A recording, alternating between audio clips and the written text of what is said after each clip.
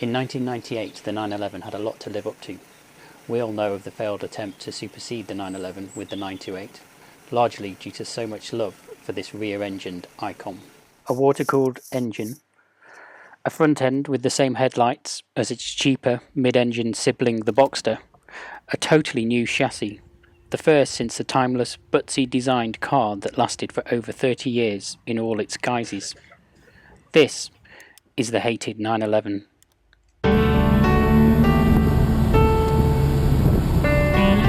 Whichever way Porsche was going to evolve the 911, it was going to be tricky.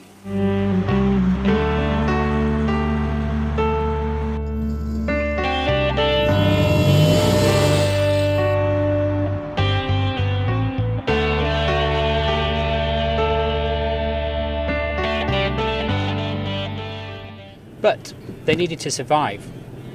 For safety reasons, emissions regulations, and a whole host of other boring car reasons, they needed to move on from what was essentially in car terms a Victorian chassis with an air-cooled engine.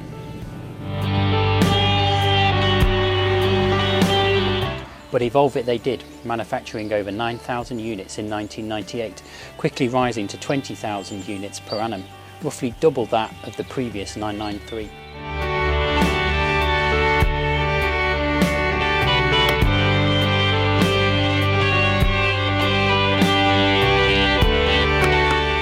But what about those headlights and the front in general? We all know they looked exactly the same as the Boxster of the time.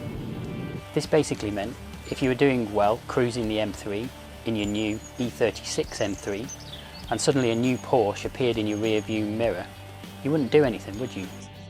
It was probably a Boxster. Well, the Porsche buying public and eventually Porsche themselves agreed, and the 911 headlights were changed during the 2001 model year restyling.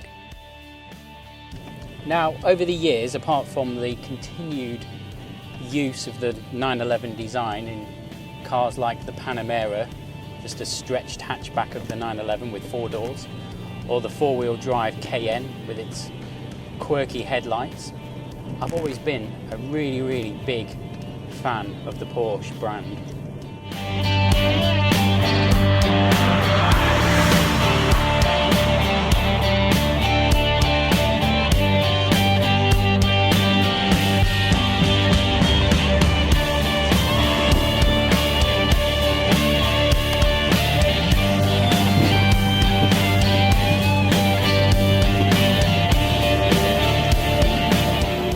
My first proper sports car was a 1990 944 S2, but I count myself firmly in the camp of not liking the fried egg early 911 and Boxster headlights.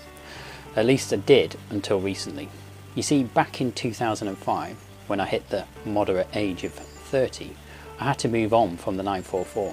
The only way I was going to move on was by buying a newer Porsche.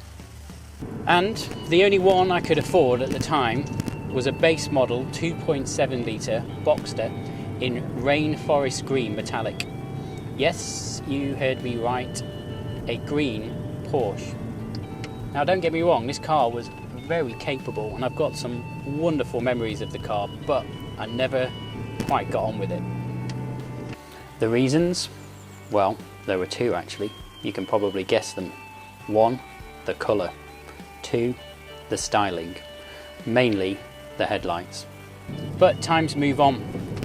Car design changes. I can remember my dad in the early 90s having a Lotus XL complaining about the indicator stalks and door handles being from a Morris Marina. The same thing is happening now with the Lotus Elise. Those are old Metro wing mirrors that you see and indicator stalks from a mid-90s Astra. But it doesn't matter because in the early 90s the Morris Marina wasn't around anymore. And these days there aren't many Metros or mid-90s Astras on the road. This was the 911 that outsold its air-cooled predecessor, that moved Porsche away from its reliance on an aging chassis and air-cooled engine. This is the 911 that now won't be younger than 15 years old, and that means classic car insurance. This is the 911 that can still be had for as little as £8,500. If you're in the market for a classic 911 on a budget, you could do a lot worse than look at a first generation 996, the so-called hated 911, which is fast becoming that love 911. If I were a betting man, I'd guess their value's only going to go one way, and that's up.